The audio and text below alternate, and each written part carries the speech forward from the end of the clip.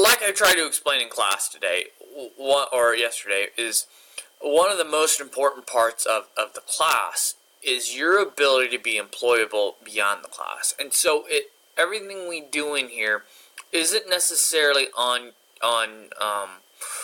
isn't necessarily so you learn skills and knowledges of CAD, but how do we apply those to your workforce and your job beyond this class and beyond your time in here, and we need to begin to develop. One of the things that the Indiana Workforce Development has created is some different employability skills benchmarks, and just identifying some different things that they look at and they recommend that students and workers develop to make themselves more employable along the way, and that since successful employees are able to use these and to become better employees and further their careers. So some of these employability skills on this document has 5 different categories in which they subdivide them. So the first category, which is mindsets, and with this activity, we're really going to look at intellectual risk-taking. So it's the idea of develops someone who is good at intellectual risk-taking, develops a healthy balance of mental, social, emotional, and physical well-being. So they have a good balance. They know where they're at socially, know where they're at emotionally, and physical or well-being. But the part that we're really focusing on in here is that they understand that lifelong learnings are a necessity for long-term career success. And so just like me, I'm learning things throughout this class. I'm learning things throughout my career, and that my learning, my education improves me, and that I am always trying to strive to become better, and that I'm willing to work and learn to apply new knowledge to different ideas. For example, there are definitely things on CAD softwares I have no idea how to do, and that I have to go learn or review to make myself better, to be able to help instructing to guide you.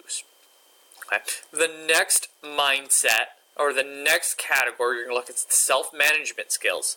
And the one that we're going to worry about in this activity is time management. And that is definitely something that I hit, and I feel like is very, very important for both students at the high school level within my class, and for even you beyond my class, with sports and going into college type classes. Being able to prioritize school, homework, and community activities.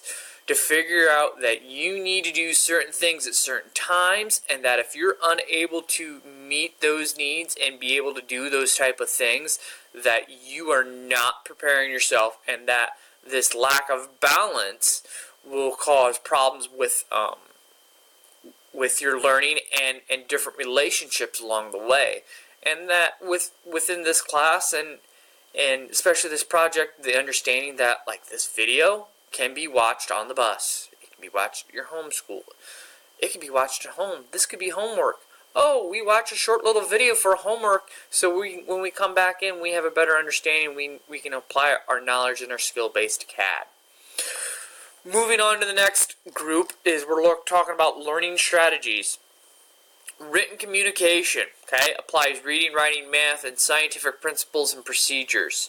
So the reason why written communication is definitely on this one is as we talk about title blocks, that is a specific type of written communication that tells the different aspects of the drawing and the part, and that we need to understand that written communication has a few different formats, and that this reading and writing may look different, but still can convey a lot of energy and power, and that we need to have proper and correct ways to write so people can read and interpret things along the way.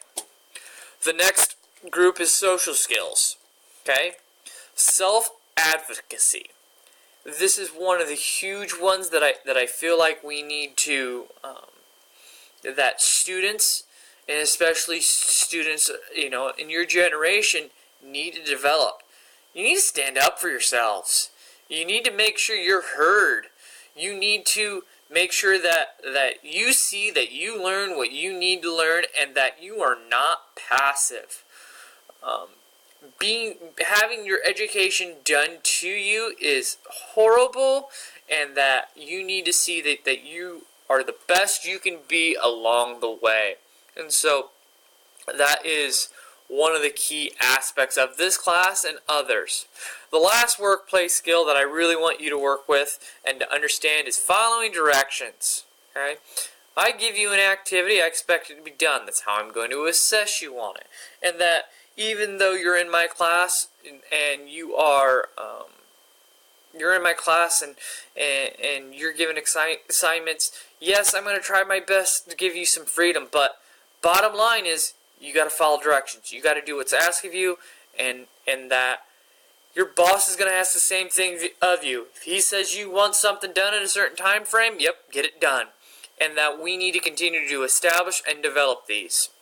So these are some of the items you need to learn about and keep developing your knowledge base, and that you may see them beyond this video, and that throughout every different of one of the lessons we're going to talk about a few more of these and help begin to talk about how they can apply and how they can apply in the CAD field. Alright, thanks guys.